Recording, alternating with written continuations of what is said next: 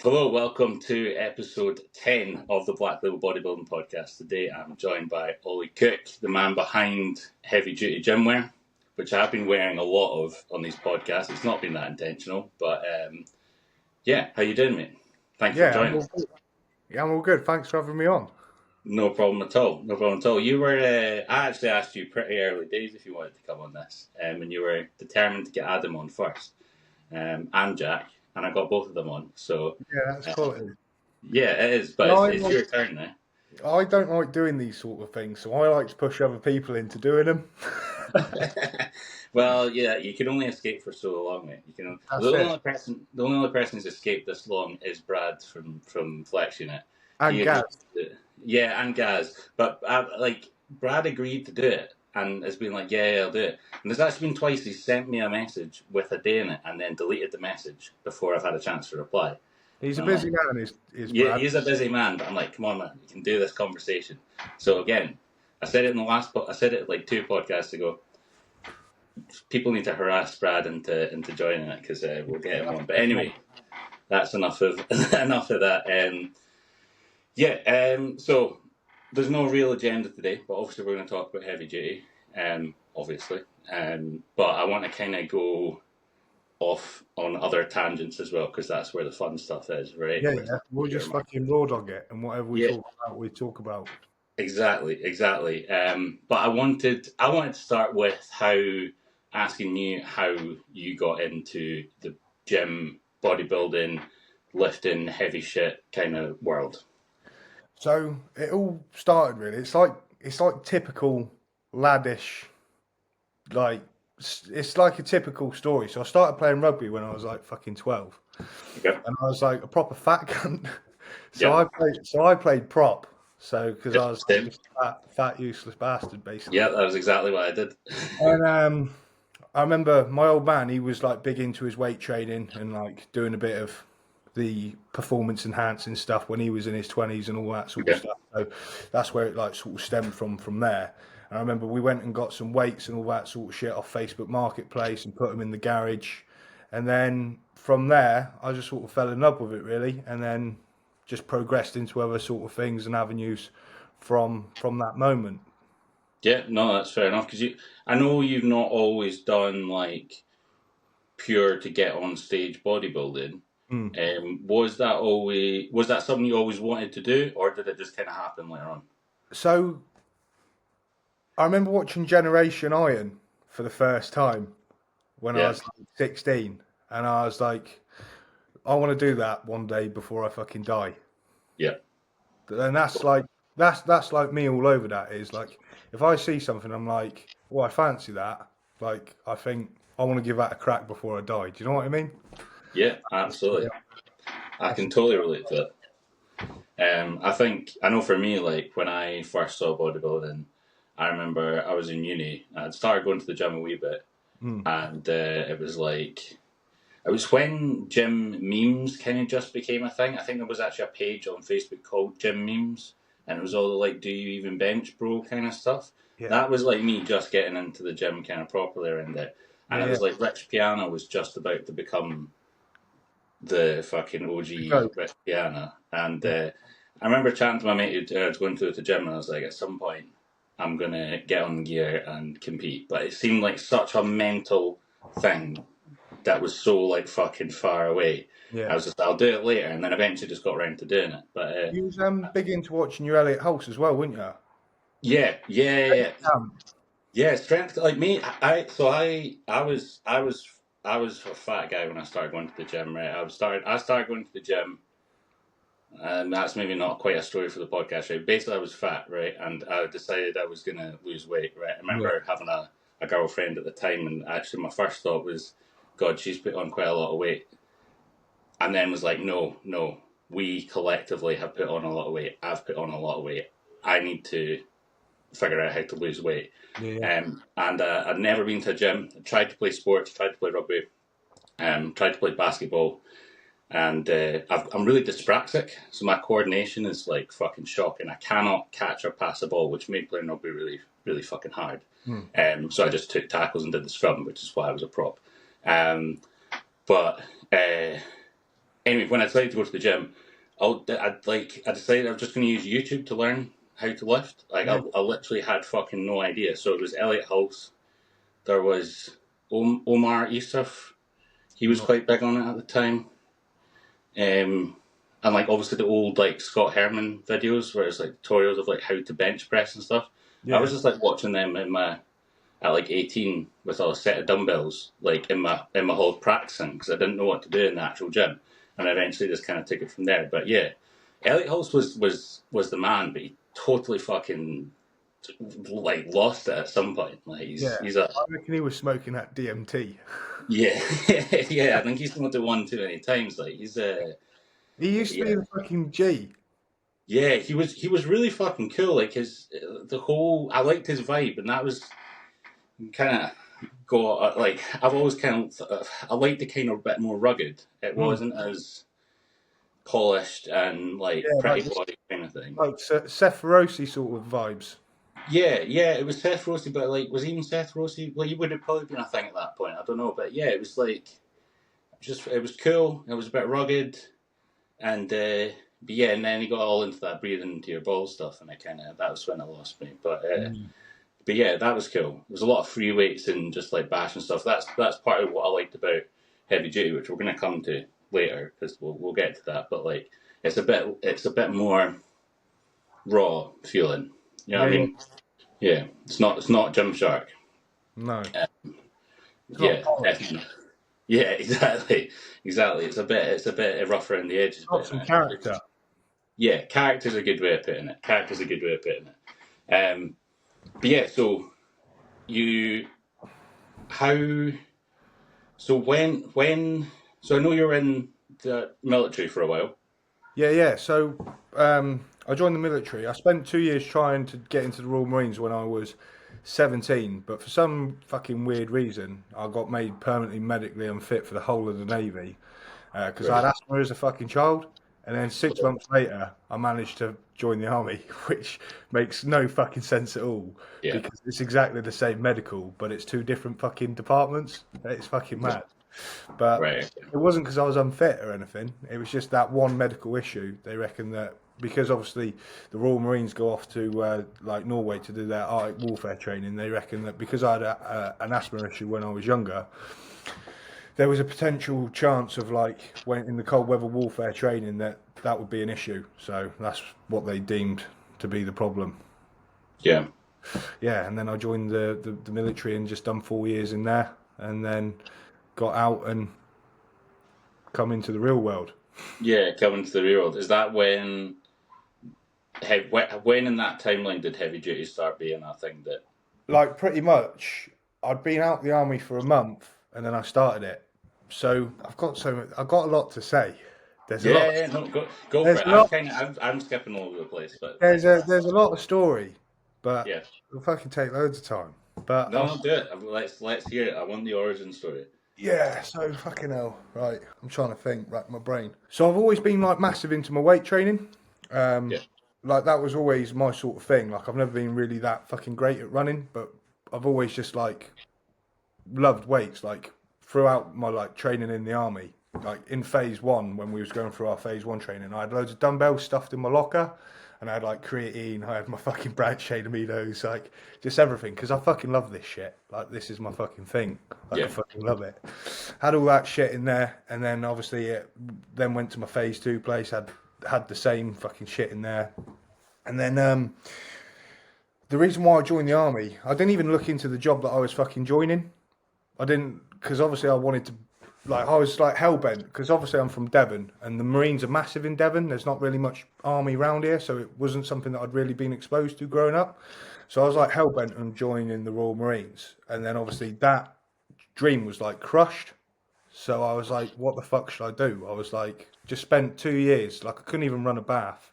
Spent 2 years grafting to get into like my fitness standards up to the required level to get in. Yep. And then like my dreams were totally crushed. So I was like, what the fuck should I do? So I just typed in on the fucking British Army website. I was like, right, commando, typed in commando, and then it come up 2-9 commando, Royal Artillery. Boom, applied for that. 6 months later I started my phase one training, which is like 16 weeks, and then you've got your trade training, which is like 32 weeks. So done the trade training, which was like 32 weeks. So I can't be bothered to do the math. So what's that?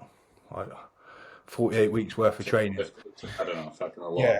Yeah, quite a lot of training. But yeah, anyways, and then in your phase 2, you then go off to like that regiment. And then when I was in fucking phase 2, somehow, because I was young, naive and stupid and brainwashable, I listened to my training team, and they sent me to they got into my head and stroked my ego and sent me to this place called 7 Power RHA in Colchester. Okay. Which was completely different to what I wanted to do and like what I was training for. So like what I didn't know at the time, because I was stupid, is that 7 Power 7 Power RHA, they work alongside the Parachute Regiment. Okay. And 2-9 Commando work alongside the Royal Marines. So the Royal Marines and like, who's this fucking bastard ringing me? Oh, fuck off, mate. Sorry, he's just fucking interrupted my story. Don't worry. Yeah. Basically, the Royal Marines do everything at a bit of a slower pace, like they're running, they're marching, and all that sort of stuff. Where the Parachute Regiment's job is basically to just fucking go in, fuck shit up, and get out as fast as they can, basically. So they do a lot of higher speed, more intense stuff, which really I wasn't really suited for, and I was big into my gym. Yeah. And anyways, I ended up going there, and then basically I didn't fit in. I really didn't fit into the mentality and the mindset there, and like the people that I was around. I was like, fucking I just didn't fit in. To put it. I can imagine the environment being everything in that. Like. Yeah. And then it's like when I was there, it was like I'll speak about it openly because I don't give a fuck. But it was like the peak of toxic masculinity. Okay. Yeah, toxic masculinity was at its peak, and there was like a massive drinking culture. And obviously being big into my gym and things like that, like I wasn't really about that. I didn't really like getting involved. And I guess you could say that in that environment, I was quite an introverted person, but I'm actually not around the right people. Do you know what I mean? Yeah, no, I see myself as that as well. So if I'm around the right people, then like I'm extroverted. Do you know what I mean? But around the people that I'm not, I do go quite shy and introverted. Do you know what I mean? Yeah. And then anyways, obviously there was like a big thing of like toxic masculinity and all that sort of shit. And then obviously I was quite big into my weight training and all that sort of stuff. And now with passing this P company course, when you're that like at the regiment, you get treated quite differently. You're not allowed to do certain things. You get like luxury stripped away from you and things like that. So like they took away, because obviously they didn't see weight training as a benefit to passing this P company course. I wasn't allowed to train at the gym. Right. So every time that I went to like train weights in my free time, I'd have one of my senior bosses and stuff like kick me out the gym, and that used to fucking really infuriate me. I can only imagine it. Yeah, it used to do my head in, because that was like my escape. Do you know what I mean? Yeah. And that's where I like really realised my love for the gym and what like when it's taken away from you, that's when you know that you need it. Yeah. And it was sending me mental. And like I'm not going to go into it too much, but I got in trouble with the police, which went on for like a year. Right. And whilst I was in, and that sort of like changed everything for me and my whole sort of mindset and stuff towards the military, because like I saw people for what they were, and like how people like acted and things like that, and like herd mentality, and it just really woke me up to the world and like how society works and things like that, and I just didn't like it at all. Yeah. It made me really hate the military, and it also made me really hate people. Yeah. And anyways, I wanted the gym as an escape from what I was going through, and obviously having that stripped away from me, it sent me into like quite a like dark and deep sort of place. And all I wanted to do was like sort of like fucking escape. And so I used to wake up at like 4 o'clock in the morning. So we used to have like a 5:30, like it was called areas. But you'd basically, all these people that hadn't passed this P company course would get woken up at like 5:30, and you'd have to go around the camp litter picking. Yeah. I used to wake up at 4:30, like 4 o'clock before, like, because we had a regimental gym that was like 24 hours. So I realised that if I wake up at 4 and go and train, nobody was in there. It was an empty gym. So Right. that's how I used to go and be able to train and get an escape by doing Yeah. that. And I'd turn up onto that area parade and go pick up litter and all that sort of stuff. So that's where I sort of found my love for the gym. And then a couple months later, I say a couple months, like 8 or 10 months later, like I kept getting treated like a cunt, basically. Right. And it was doing my fucking head in.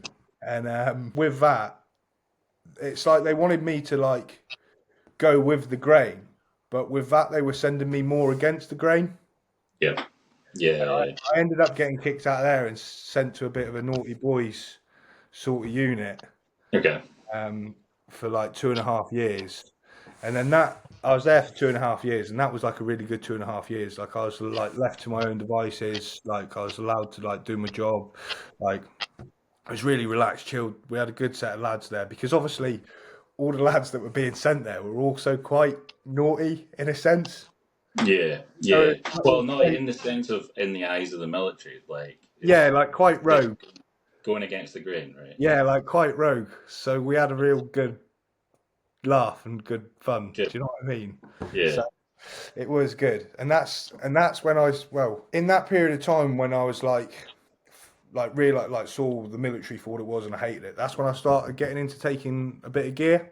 Like I was using like Dbol, oral only cycles, things like that, and like because I didn't give a fuck if I got kicked out. To be honest, it sounds bad, but I'm just giving you the fucking realness at the end of the day. Yeah, no, that's what it's about, man. Yeah, so I was doing fucking oral only cycles. I was really good at running, believe it or not. I was like pretty on Dbol. No. So this is what I was going to say. So I went from being able to run like a fucking 9-minute 10 mile and a half to not even being able to run a mile in like a week. Okay.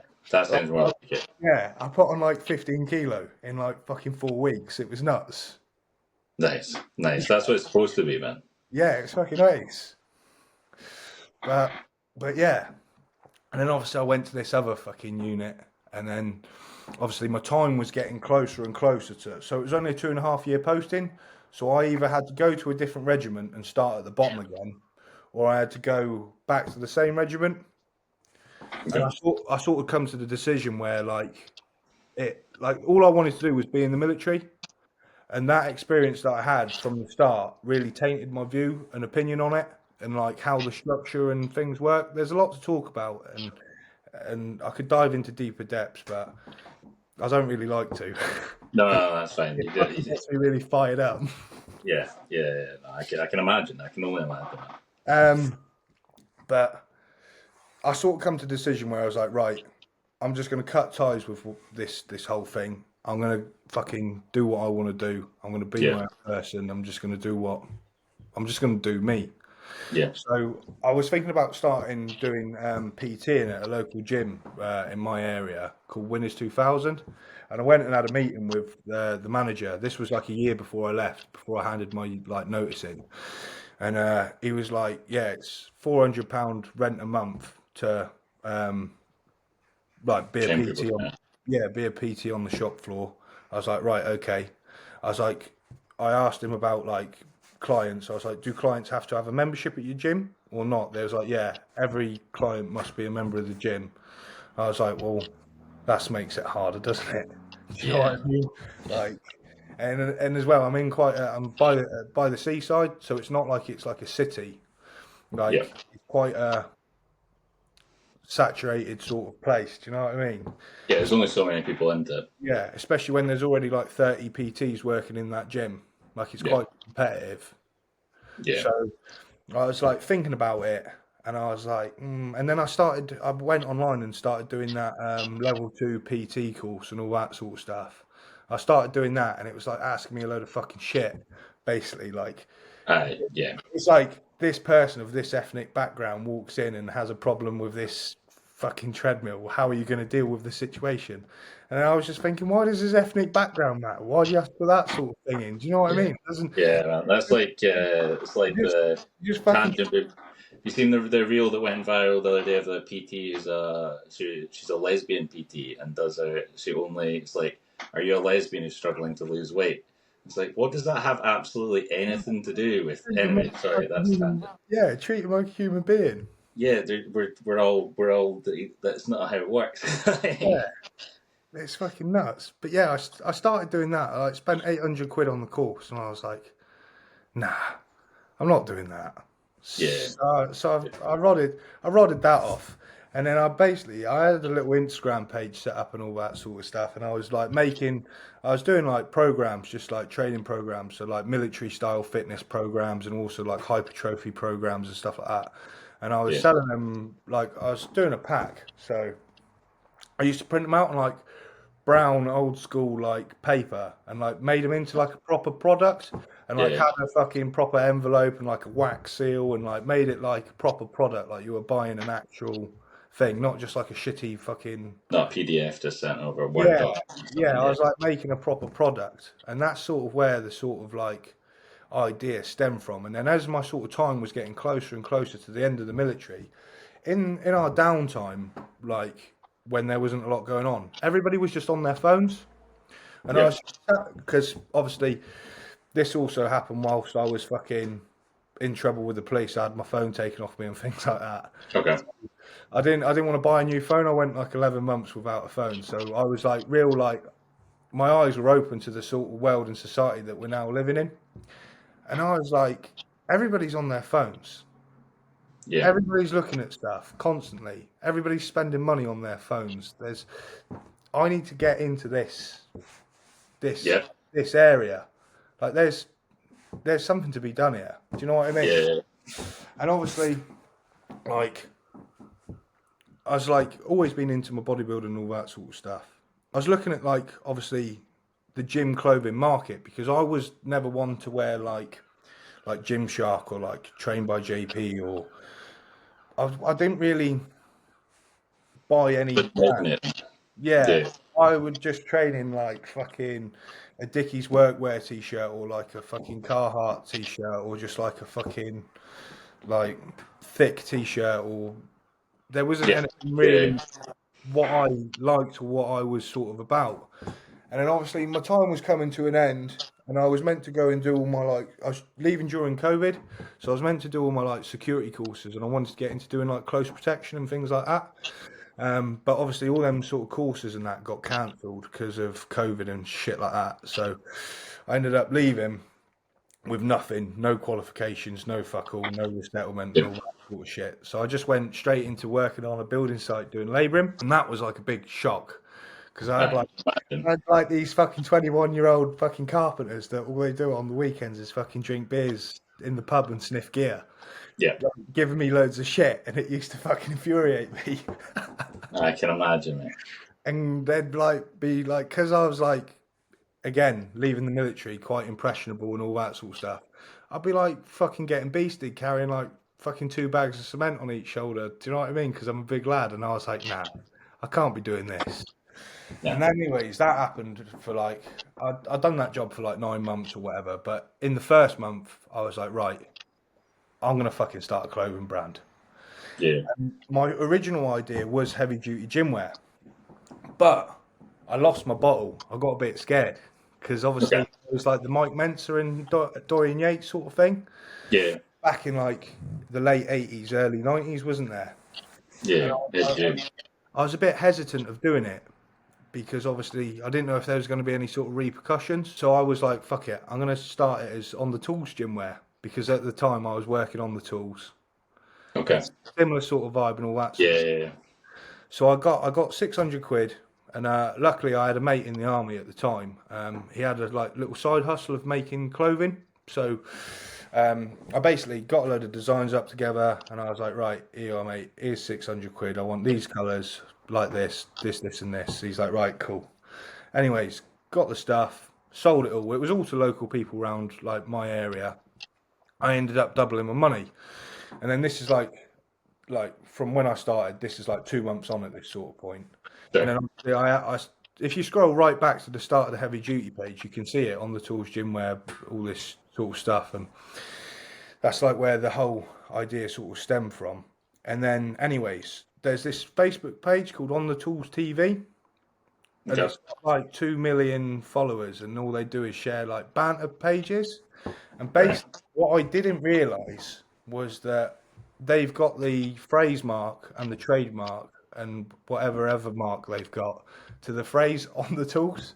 So they basically, the director of that company messaged me privately and was like, right, mate, I'm not being funny or anything, but we've actually owned this On the Tools thing. You can't be piggybacking off what we're doing. So I was like, oh, shit, I didn't realise that. That's So kind of ironic if that's the reason you didn't want to do heavy duty. Yeah, it's like a blessing in disguise.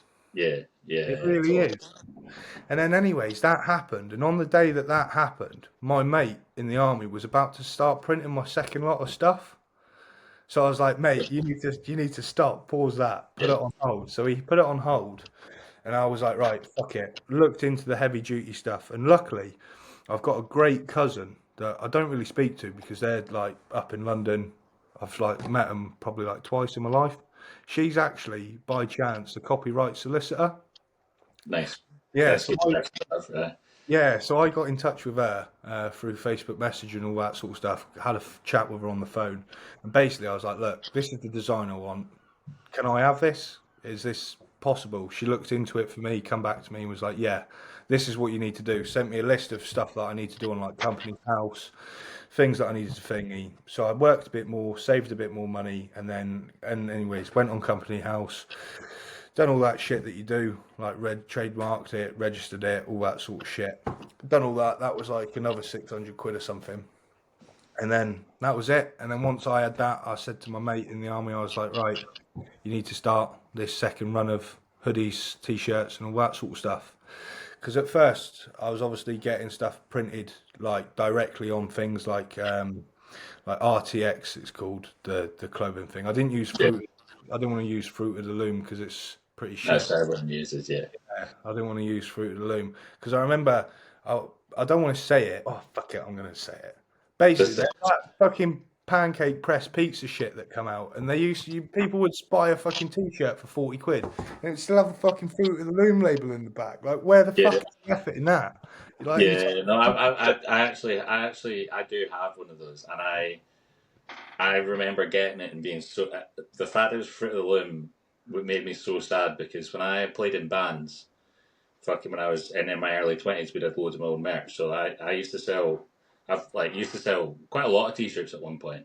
Yeah. And all of us, it was always a thing that like, even in the band world, it was like no one wanted to print on fucking Fruit of the Loom because it was shit. So you'd all try and print on like Gildan at least. Yeah. Even that's still not great, but like it was a thing that if you got a t-shirt that was Fruit of the Loom, it was a sad day. Like that's not what you want. Yeah. Yeah. Yeah, and then obviously things ended up progressing to the point where I was like, I've done that for, I'd say, I forget the time frames now because it's just all merged into one. I will do. But it's like I was doing that for like a year and a half, and then eventually I started getting everything like specially made, like specialist made to all like the measurement specs, cotton blends, things like that, and just like constantly leveling it up to the point we're at today. Yeah. Because you've got one of the OG hoodies, that white on black one. Yeah. That's like seriously. I've got a really old t-shirt as well. The white on grey t-shirt I've got is. That's OG. Yeah, that's really old. Well, I mean, like for me, like I think I first saw Heavy Duty with a targeted Instagram ad. You know that? Yeah. Like this must have been either in lockdown or like just after lockdown, maybe. I don't know. It was around. Yeah, it must have been just after.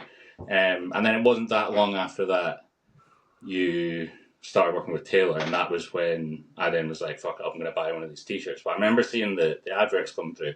But for me, it was like, I used to originally like training in my band t-shirts because they were all kind of big, thick t-shirts. Yeah. But band t-shirts that I was into, they'd only ever go up to like, maybe they'd do a 2XL, maybe, but it wasn't even like a good 2XL. It was like quite a slight small 2XL. Yeah, and it just... so I ended up going through the phase of wearing the Trained by JP stuff and wearing what is the other ones that people play? That kind of, a lot of trained by JP, because the t-shirts were fucking massive, was one of the main reasons. I just wanted to wear a really big t-shirt. So when I saw, that was for me the thing with Heavy Duty, and I was like, but it's got like, I Train by JP, I think, is a good brand, right? It totally is, but like, I don't like wearing the same t-shirts that everyone else does. I think that's me being a bit different. Yeah, I think that's maybe just me from being a little like mosher kind of gothy kid, and I was wee. Like, I don't want to wear the same thing everyone else does. And that's what I quite like about like what like has been created with Heavy Duty, is that everybody that wears it is so individual, and like when I speak to him, everybody's got such a unique and different story and different opinion and a different view. It's like, it's quite nice. Yeah, absolutely. It's like, they're always people that, for some reason, like myself, it's always people that are a bit like almost against the grain in a sense.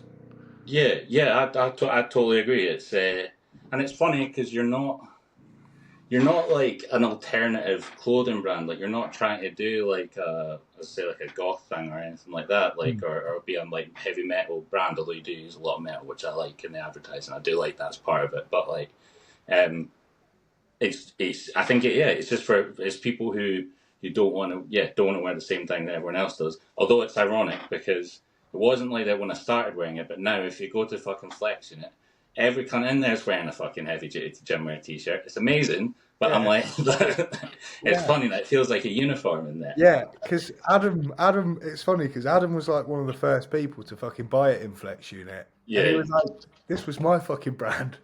Yeah, well, this was my thing. Yeah, I was wearing. That's the same. I mean, me, Adam, then obviously Taylor was wearing it as well, and he was training there. And then, and now everyone's wearing it. But it's funny because now going to different gyms, and then like now the gym that I train in now, Summit.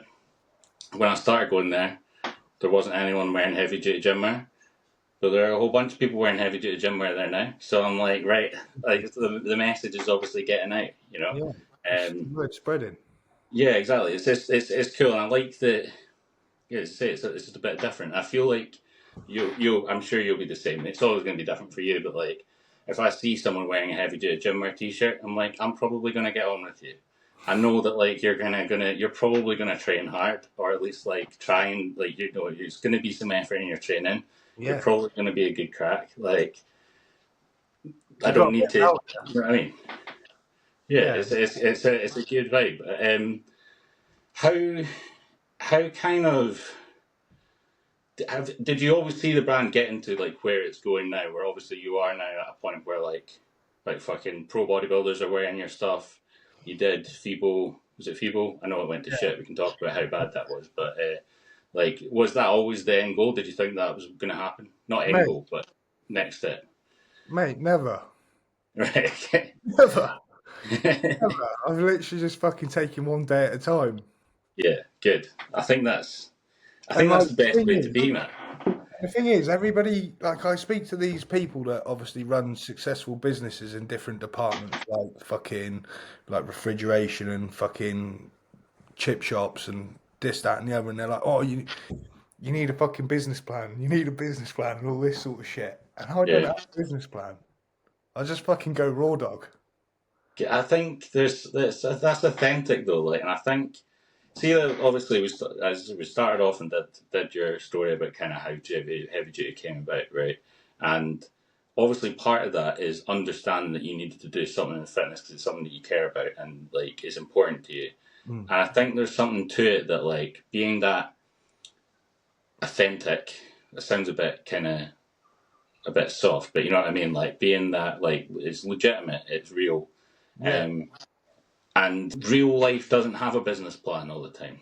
No. You know what I mean? Like there's I can't remember what boxer said it. Is it Mike Tyson? Said everybody's got a plan until they're punched in the face or some shit. Yeah, someone said that. Yeah. I don't know if it was Mike Tyson. But it could be. I think so. It sounds like something Mike Tyson would say. But it's the same thing. Like 1 minute, like let's take Christmas time for example. November to December, you're killing it. You're making loads of sales. January, February, March, boom, it goes to shit. Yeah. Like it's like fucking mental. And Yeah, like I can imagine, man. in that period of time, I've seen loads of brands start up and then stop in that period of time. Yeah, Like they stop posting on their Instagram page, like they just lose complete hope. yeah. And It's like the same, you it is, can't do that. yeah, it's really hard. Like there's a lot of shit that obviously people don't see, but it's just part of running a business, isn't it? It's rough and smooth, it's up and down, same as bodybuilding. Like Yeah, absolutely. sometimes you're fucking killing your training, and then you get fucking tennis elbow, or you snap a tendon, or blow off your pec. Do you know what I Yeah, mean? yeah. 100%, 100%. I mean, I guess like now you've been doing it for a good few years. You start getting used to what that might look like, and probably preparing yourself for those Yeah, down times, and right? it's So it's like, not going to hit you as hard. and if you like take the mindset of like your training and bodybuilding, it's just you can apply it to anything that you want to do. It's like stress and stimulation, isn't it? Like you start off training, you can only endure so much stress. Do you know what I mean? Yep. Same as when you're running the business. When I first started, I used to think, "Oh, this is so stressful," but now I do the same task. I'm like, "Why did I used to get stressed about this? I'm fucking pathetic." Yeah, yeah. You know what I mean? Well, yeah. I mean, the hardest thing you've ever done is the hardest thing you've ever done. Like, Yeah, I'm not saying that's what it is, but you know what I mean. It's all relative. yeah, it Um, is. but yeah. So, what's your plan next for Heavy Duty Gymwear? I don't fucking Without know. going into too much, you don't know I don't that. fucking know. That's good. That's good. I think that, yeah, because I mean, it feels like the brand's still growing in a good way. Like Yeah, definitely from what I'm seeing on Instagram, like a lot of people are still are wearing it. You're coming up with new colorways. It is amazing how many times you can sell the same T-shirt in different colors. Like I yeah. say that as a man who has bought the same T-shirt in so many different colors now. Mate, But there's like endless options. there are endless options. The thing is, as Uh, well, is like, so I'm not fucking wired up right. I'm fucking bit retarded, but, but like, my imagination is endless. Like, from the minute I wake up to the minute I go to sleep, I can't stop thinking about it. yeah, some Like, people are creative, like so. yeah, and like, I get some promos made up, but all the ones that get mashed up together, I edit all them myself and I put tunes together and stuff like that. And I wish Yeah, I had more time to create videos and like actually yeah, go in and film it. And like, I wish I could do everything, but I can't. yeah. That's part of owning a business, though, is you It can't do it really all. is. And you can't. And you end up spreading yourself too thin Yep. and things suffer. But that's a different story for a different day. Yeah, yeah, yeah. No, But, absolutely. I mean, but like, fucking, what the point I was trying to get at is like, with my imagination, like, there's so much I want to do, but it's just money and executing it is the problem. And sometimes you think something's a really good idea, and then it turns out being crap, and people don't buy it, and then you're stuck with like 100 t-shirts. yeah, Do you know what I yeah, mean? yeah. And then Well, that's like that's basically like cheating on your prep because yeah, you're like making so much progress, and then you think, fuck it, I'll just have this little spoonful of fucking lemon meringue. And then next thing you know, you've had a lemon meringue pie, and then you've yeah. gone to KFC, you've had a fucking KFC fucking family feast for one, It is, but and then like, it set you a month back. yeah, yeah. Well, yeah, in terms of calories for sure, but like, what but like when it comes to like, for example, to what you're doing, like with new products and that, like, Mm. there's always going to be a risk factor because like if you're cheating on your diet, you're taking a Yeah, bite of something naughty. But like when it's products, I presume you miss all the shots you don't take. So yeah, unless you literally just keep doing the same thing forever, like you're gonna have to do some different products eventually. yeah, that's it. Um, what as if you don't mind saying, what product did you not regret putting out the most, but what one did you think was going to go really well and didn't go? If you were to pick one, Shorts, shorts. shorts. Yeah. Yeah, Why do you think they didn't pick up? Well, I guess you don't know because you thought they were a good idea, but yeah. Well, I think the thing is, right, this is what does my head in, is you'll put a question box up, like, what new products do you want? And people will yeah, be like, oh, do shorts, do shorts. You bring the shorts out, and none of those people that said do shorts will buy the shorts. Yeah. You know what I mean? So Yeah. sometimes listening to your audience isn't always the best thing. Sometimes you just got to trust your gut. Yeah. Yeah. I I mean, think that's quite good advice, though. yeah, you just got to trust your gut and back yourself. Yeah, definitely. Definitely. But I mean, I know, have you got rid of your shorts now? All the shorts are gone. Yeah, so they did sell eventually. You got Yeah, them I there. was like selling them for the price that I bought them at. Yeah, that's not ideal. That's No, not ideal. but No. sometimes What? you do them sort of things. Yeah, yeah, and that's, as I say, that's, you've got to take risks, otherwise nothing good ever happens. What a But in terms of like new products and stuff that I'd like to bring out eventually, I'd like to bring out those old school baggy pants, yeah, that like makes sense. basketball shorts, Yeah, some like thin baggy like thermal shorts. They're pretty cool. Like I've got loads of ideas. It's just again money yeah, and execution, you know, because obviously like I'm still working full time. yeah, yeah. So it's But I like think that's, I spinning. presume that's kind of how you can keep going though, because as you're saying, like other brands kind of come and go, Mm. but like having a job as well is how you keep Yeah, at that's it. it. That's it. And like when I started this, I accepted like so. It sounds real. It might sound a bit fucking homo, but I'm just gonna fucking say it. But my mum is, my mum is a massive inspiration to me because she Right. fucking yeah. So she started a business when she was I can't remember how old she is. How old is she now? She's 56. So she started a restaurant when she was 30 and she bought it and it was a shithole. She didn't even Right. know. She didn't even know how to chef. And she Right. ended up turning the place into one of the best fucking businesses. And I'm not just saying that for saying its sakes, like it fucking was around our area. Like people would Yeah. come for miles, like they'd book it into their trips for the summer to come here and all that sort of stuff. And she like worked for 20 years from like five. So she was the only person and the only restaurant around our area that would go and buy their fish directly from the fish market because I'm from a massive fishing port. So she'd wake up at 5 o'clock in the morning, go buy all her fucking fish from the fish market, lug all these 25-kilo boxes of fish on her own back to the fucking restaurant, go up, fill it. She was there until fucking she was there from like 5 in the morning till fucking 11, 12, 1 o'clock at night, like pretty much every day for fucking 20 years. Do you know what I mean? She was like Right. a Yeah. diehard Yeah. grafter. So like she's a massive inspiration. And she said to me that she didn't make any money in her business for like the first 7 years. And I accepted when I started it that that's what was going to happen. And every bit of money that comes into it goes right back in for it to progress. Do you know what I mean? Yeah.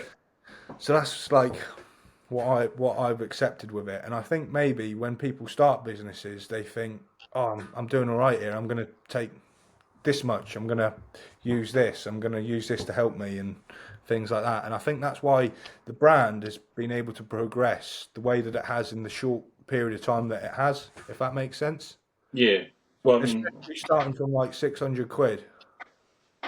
yeah. I mean that, but that's, to me, that sounds like it's because you're not. It doesn't sound like you're entirely profit focused. It's on the Nah, bigger picture. I fucking just love this shit. Yeah, exactly, and that's, in my opinion, that's what a good business is about. And maybe that sounds like a massive, like, fucking communist thing to say, but like you should do it because you love it, and then eventually the money will come. Like, I'm not saying give Yeah. it away for free, but like, I think now this like grind mentality that everyone has, and everyone has to be an entrepreneur. Like, not everyone does have to be an entrepreneur, but like Nah. if you've got it in you, like do it. But like, not everyone's going to be earning fucking 30K a month when they've just started a business. And if that's your expectation, like my question is like, what are you doing that's earning that much money? Because I do not believe it's authentic or you care about it's just because it's just about money. And if you're Yeah. doing that, you probably wouldn't sell gym t-shirts. Yeah. And like that's one of the things that why I sort of started it was because I was buying products for like the same sort of price that I was buying like what I'm selling the heavy duty products at. And they were just shit. Yeah. It was fucking doing my head in and I thought this is shit, especially for working class people and people like myself and things like that like obviously in it depends how you look at things, but we're like cash cattle, aren't we? Do you know what I mean? Yeah. Yeah. So it's like there should be some sort of more togetherness instead of people against each other in our thing, because that's what they try and. I'm getting real political. Yeah, no, but I know what you mean. They try it is and a bit take more. pride, and what I want to do is bring the best quality products at the most affordable price, so people will get a really good product that lasts, and they won't have to go and buy another gym T-shirt for like 2 or 3 years. Do you know what I mean? Yeah. I mean, yeah. I mean, I'm testament to that, and that I've got. So I actually, I was saying this to you when I saw you, but this year I had to rebuy a whole bunch of T-shirts because I outgrew the old ones, which is a good problem to have, right? That's a good problem to have. But like the old T-shirts I have, they're still solid, and the new ones I've been wearing them. Like, I mean, anyone who sees me at the gym now, I do basically live in those T-shirts, and they're still absolutely perfect. And like, you know, I've got gym T-shirts by other brands that I've worn half as much that have holes in them, or the prints come off them, or like, you know, and it's disappointing. You know, because they're not cheap, and like the Heavy Duty Gymwear stuff isn't cheap, right? It's not cheap gymwear, but it's good quality gymwear. Yeah. So I think you can justify a certain price, whereas say other brands are the same price or something less money, but like they're not. It's not the same product. You know? Yeah. So anyway, that's my rant on that one. But no, that's good. I'm glad to hear it. So I'm interested. How did so you said that you saw that social media was obviously or the phones were going to be a thing, right? And that's how you needed to sell product, but it was an obvious way to sell product. Yeah. Early on, how did you kind of get that initial foot out the door? Because, like, as I say, you know, there are some pretty, like, I feel like the right people wear heavy duty gymwear in terms of like it is like Martin Ford and James Hollingshead and some of these, like, they fit what the brand is in my mind, right? And that's that's definitely an appeal to me. Is like, right, they're the kind of guys that that's cool. Yeah. Like I feel influenced, I guess. Like that's the social media part. But was that like how intentional was that? Was that, I guess that would have been like planned out. So basically, the way I got some stuff to James Hollingshead was, I'm not one of these people. Like, I'm quite just leave people to do their things. Do you know what I mean? Yeah. I went and watched the Arnold Sport Fest. I think it was 2021 in September, where it was the last one that Jamie Christian done. Yeah. And I remember the Shed was walking around the crowd and all that sort of stuff. And this fucking chap, I just happened to be passing, and this chap saw him. And James remembered him from the last time he saw him. And he was speaking to him, and he remembered his name. He remembered last time that he had a mustache. Like, he'd only seen him, like, obviously previously at this other expo or something. And I thought, that's somebody that really cares about people. I was like, he's a fucking sound geezer. I was like, and I sort of overheard the conversation. I was like, yeah, what a fucking guy. And I thought, I went home and I was thinking about it.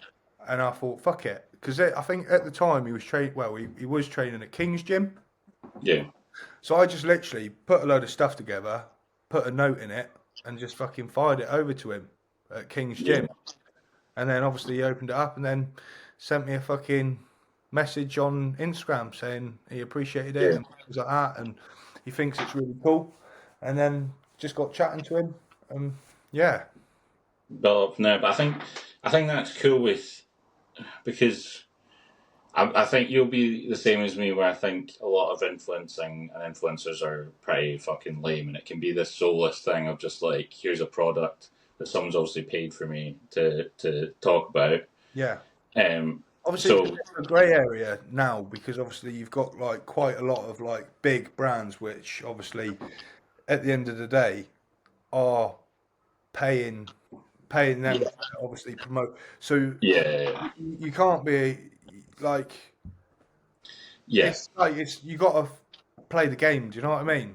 Like, you do have to play the game, but I guess you've got to respect them as well. Yeah, absolutely. But it's about finding people who I guess would respect that, because like there'll be some people who would there'll be some guys who get free T-shirts sent to them all the time and they won't even say a thank you. You know what I mean? They'll just go in their big pile of T-shirts that some random brands have sent them. Yeah. You know? So I just think it's been cool that you've kind of.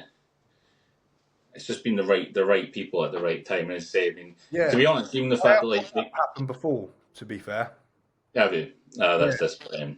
I remember it. I'm not going to name who it is. Yeah. But he's a complete cock. Right. Okay. He's got one of the best supplement brands for bodybuilding in the fitness industry. Okay. But he's sent me a video of him pulling it apart in the gym, saying it was shit and all this sort of stuff, and I just thought, you're a prick. Why would you do that? Yeah. Yeah. Okay. But those things happen. Yeah, that's disappointing. Have you had? Do you get much like animosity, I guess, of other like brands in the UK? Because it's quite a small space. Like, do you feel like everyone gets on, or? To be honest, I just do my own thing. Yeah. I think that's the best answer. Yeah, I just do my own thing. Yeah, absolutely.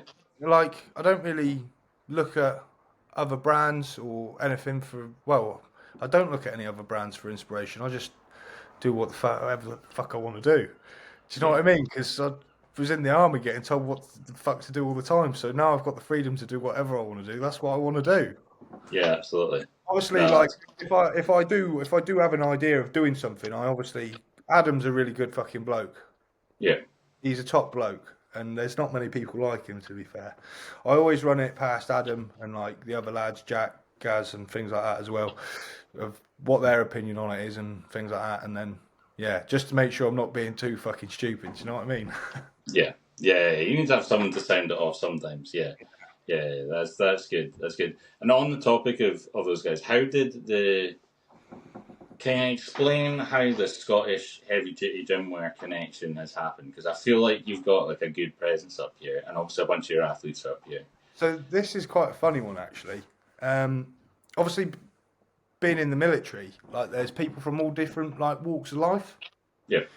And I was mates with a lot of Scottish people when I was in there, and I saw it's quite funny because like it doesn't matter where you're from in Scotland.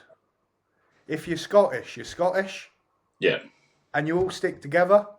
Yeah. Whereas with the English lads, there'll be people from different areas like Manchester, Yorkshire, fucking Newcastle, and they're like divided.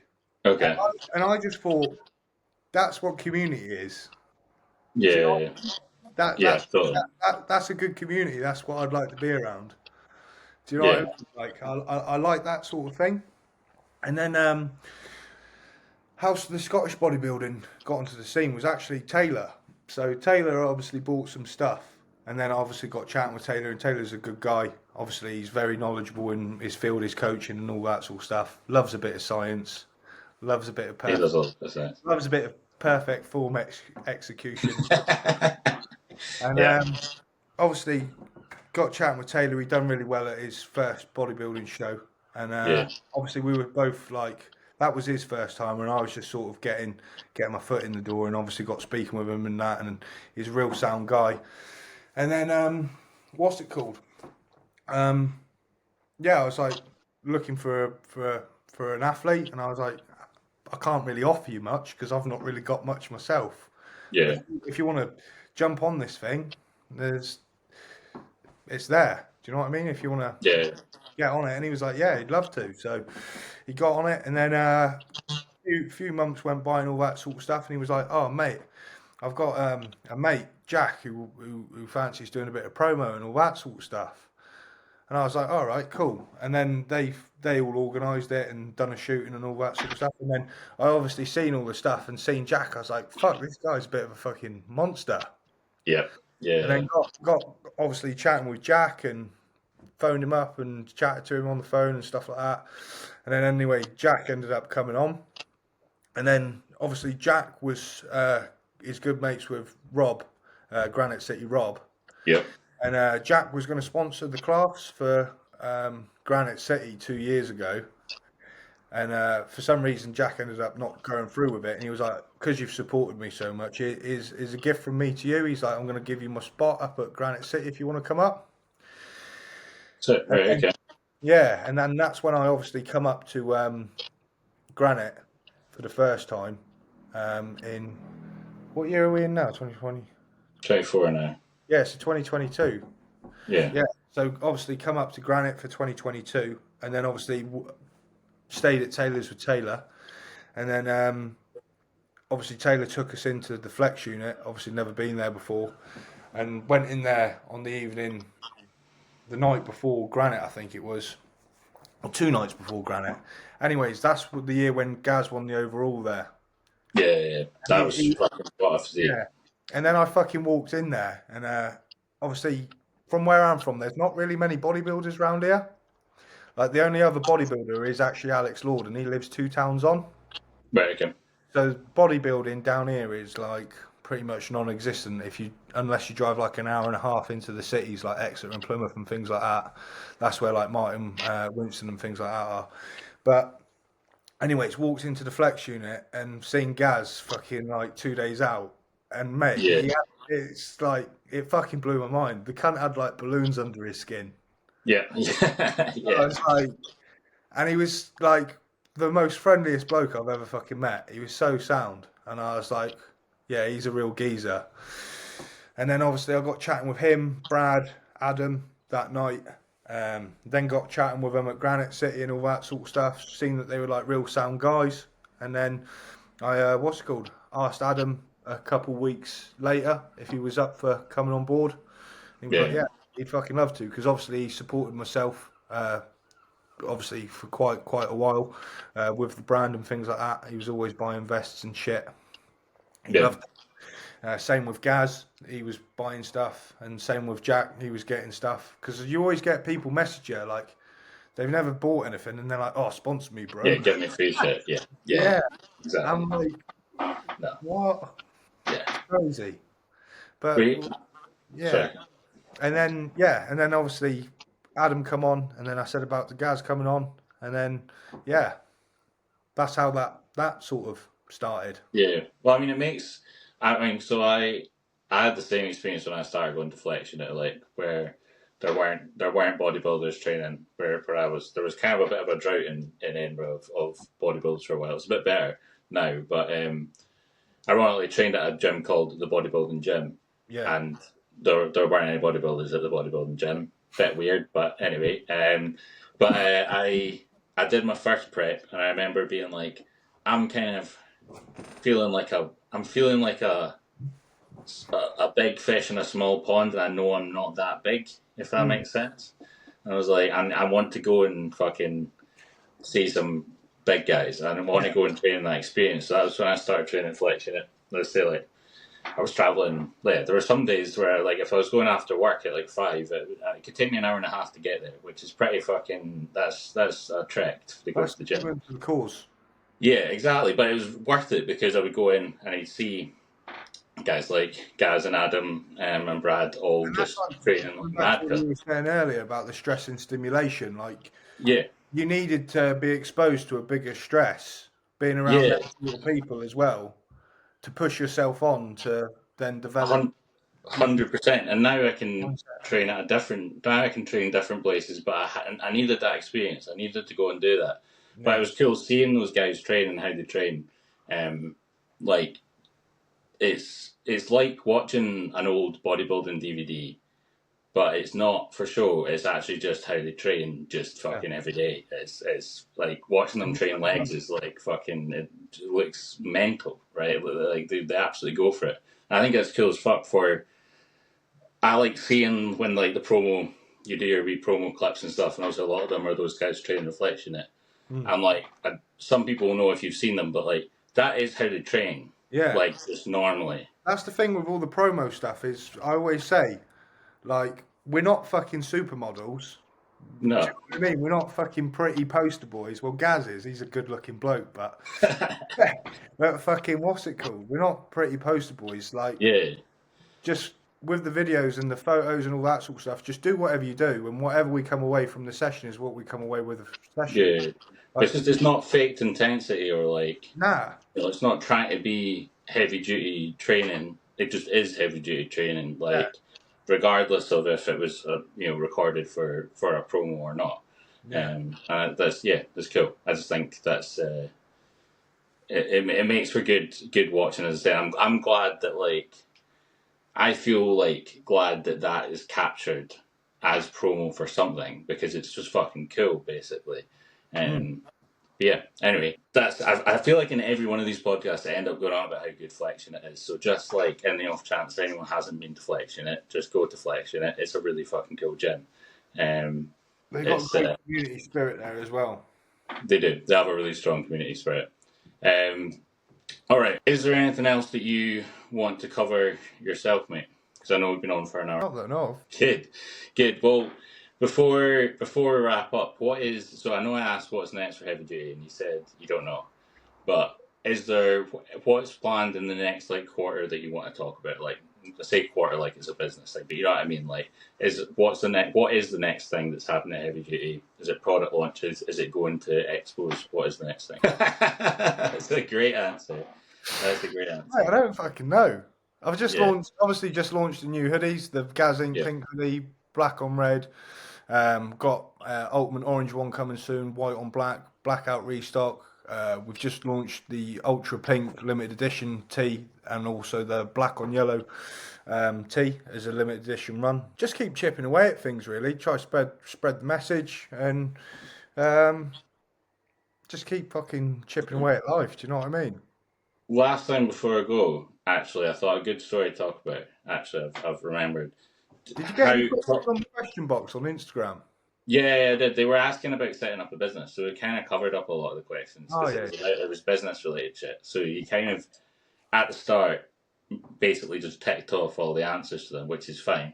Yeah. I'll fuck around and find out, basically. Exactly. But what I was going to say is, do you want to talk about Fibo? Yeah, I'll talk about Fibo. Yeah. So I mean, I obviously know some of it. So tell me how Fibo went for you this year. It was this year, wasn't it?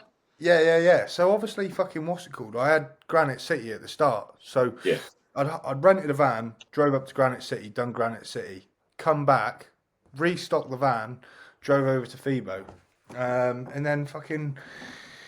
Obviously, the fucking stand was like a ridiculous amount of money. It was like, I'll fucking say it because I ain't fucking. It was like £3,500.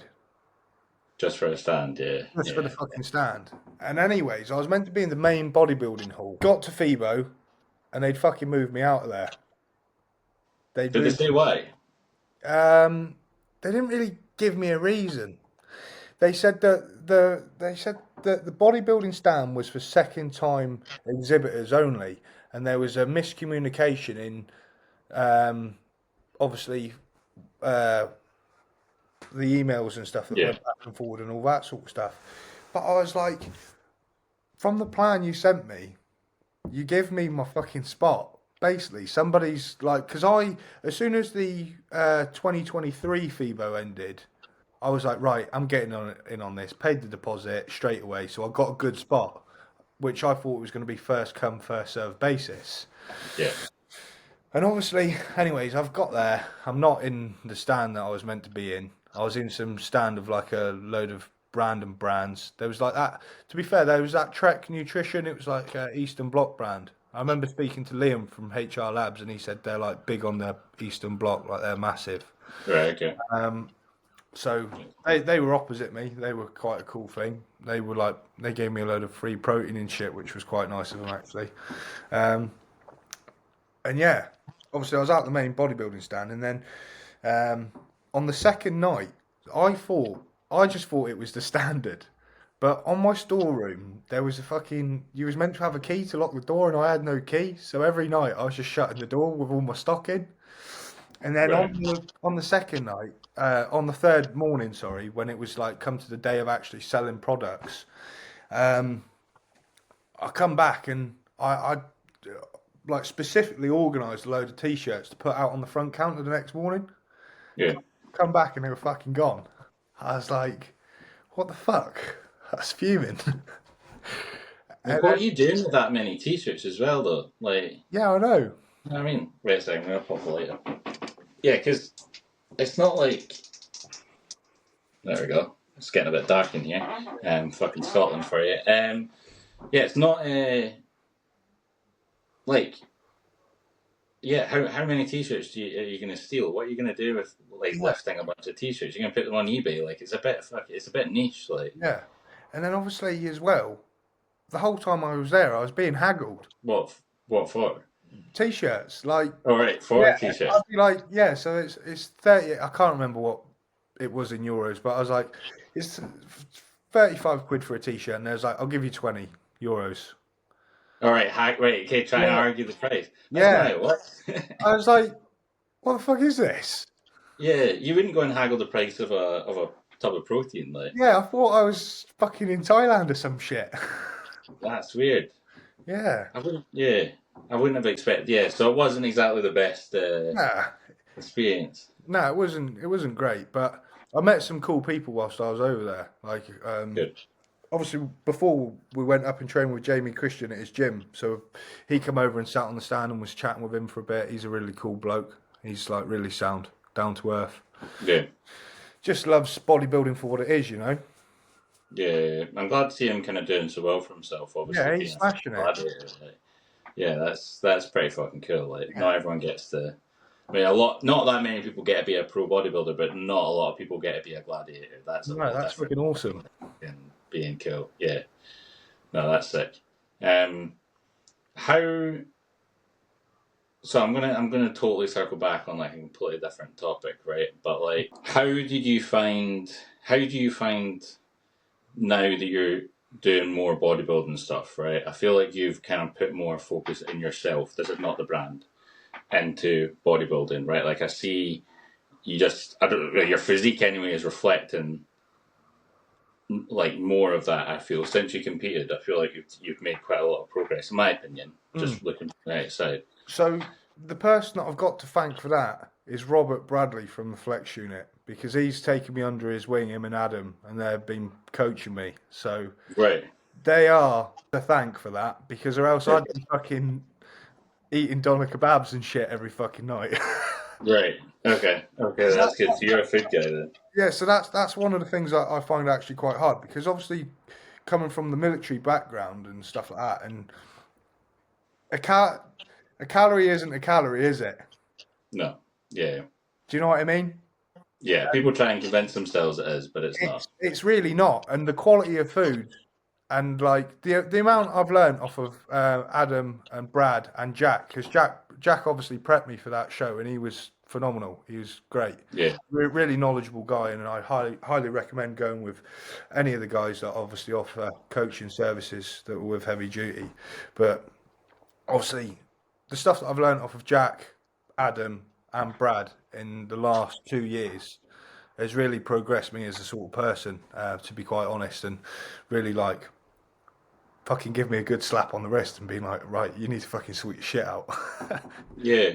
Well, I think bodybuilding is great for that. Like I've talked about it on this a lot. Like my early 20s were me being I never was a disciplined person at all, right? I just kind of like I went through school and I found it really easy. I was just one of those people who went to uni and I found it pretty easy, and then I got a job and I hated the job and was trying to do band stuff, and a lot of that was just absolutely fucking annihilating myself at the weekends. That was like part of my early 20s, and I totally had no discipline at all. Yeah. And it took bodybuilding for me to like flick that switch and become a productive, more happy person. Yeah. Which sounds weird, because if you talk to some people and you're like, oh yeah, what made me a less depressed person was eating fucking chicken and rice 3 times a day and doing daily cardio and like all that kind of stuff, which for some people they'd be like, that sounds fucking depressing. Yeah. But like how do you feel the gym has benefited your mental health? The reason I asked that is because obviously you said that you struggled with it at one point, right? While you're in doing your army stuff. How has it changed since then? That's a good question. It's a hard question as well. It is a hard question. It is. It's quite a deep one for fucking. I think it's given me a place to like express myself in silence, if you know what I mean. Because the thing is with the gym that I train at, it's not a busy gym. Yeah. It's like the guy that owns it, he's really old school. He's 57. He used to train with Eddie Elwood when he was back in his 20s. Like, you don't fuck around. If you're a cunt, you get kicked out. If you don't put your weights away, he fucking bucks you off. Yeah. Like, he doesn't take no shit. He's like old school. Yeah. And so most of the time when you're training there, it's just you. And I like that because you can turn your music up as loud as you want. You can just be how you want to be. Do you know what I mean? So especially when like working in jobs where like I was working for a corporate job once making these little fucking microchip things, and it was a place where I really didn't fit in. Like, I wasn't allowed to swear. I always was getting told off for swearing. I had to wear like jeans and smart shoes and like shirt, and it was fucking doing my head in because it wasn't me, and I was being made to be something that I wasn't. Yeah. And it was doing my head in, and that was a really good time for my sort of training, really, because I was putting all that frustration and energy into my training. So that was a really good outlet for me. So I would say the gym is a good place to actually express myself in a more positive way than doing something like going out and getting on the sesh every fucking weekend or getting into trouble, just being a hand grenade. Do you know what I mean? Yeah, because it still keeps me on the rails. It does, and it does it in a way. I know for me, like it's similar in some ways. Like it still taps into that like kind of fucking yourself up way, but in a positive way. Like you're going in and you're like, you know, you're smashing yourself with heavy rows or something like that. Like there is still part of it that's like being a man. I know that sounds fucking a bit, you know what I mean, but like it's tapping into that like primal fucking letting it out of you thing that I don't think you get to do. Like for me, like I work in corporate, right? And I remember like my first day after uni, went to uni for 4 years, rocked up to my job. Originally I was down in London, and I had this profound sense of absolutely fuck this. Like, and I'm still doing it, right? But I think the only reason that I still am in the job, partly now I get to work from home, which makes being a bodybuilder really fucking easy, working from home, right? But it's because I get to go and train and get the bit out of me that lets me, like, okay, I'm all right, chilling out, not, it makes it worth it. Yeah, absolutely. And again, I've said it on this before, but I think it depends on what kind of lifter you are, and like sometimes I spend time on my phone in the gym, not all the time, but sometimes. But if especially if I'm in certain frame of mind, like it feels like you're meditating when you're in the gym, because like if you're benching, you know, fucking as heavy as you can for 10 reps on a Smith machine, you can't think about anything else other than don't fucking drop this like weight on my head. Or like, don't throw your pec off. Yeah. There isn't time to think about what's going on out the door. Nice. Yeah, it is nice. No, I think that was a good answer. Put you on the spot with that one. Yeah, you did. Yeah. I like this kind of stuff. I think like the gym's cool, and say like I like, you know, like the fucking hardcore kind of training kind of thing. Something about that appeals to me. But like for me, like training's about way more. It is about how it affects your mind in a positive way, and lets you, as you say, express yourself and be a bit different. Yeah. All right. I'll leave you with that one. Yeah. So before I do go, I will give you the chance to plug yourself, and if you want to do a sales pitch, you're welcome to. Oh, for fuck's sake! Oh, if you want to buy some stuff, buy some stuff. If you don't. That's the best sales pitch we need. Yeah, that's what we need. No, thanks for coming on, mate. You're a really sound guy. We obviously chatted online on and off for fucking ages, and then obviously meeting you through it. Yeah, that was good. It's always good when you meet someone in real life, and I'm like, this is the same person online. Like, you're also sound. Like, I'm also just as fucking stupid in real life. Well, it'd be weird if it was the other way around. Like, No, I appreciate that, mate, and thanks for coming on. Yeah, no worries. Yeah. Gary Right, cheers, Watson, get yourself on here next, son. Absolutely. I'll send him a message after this. Right. Yeah, do it. I'll speak to you in a bit, Hamish. Thank you. Cheers. Bye.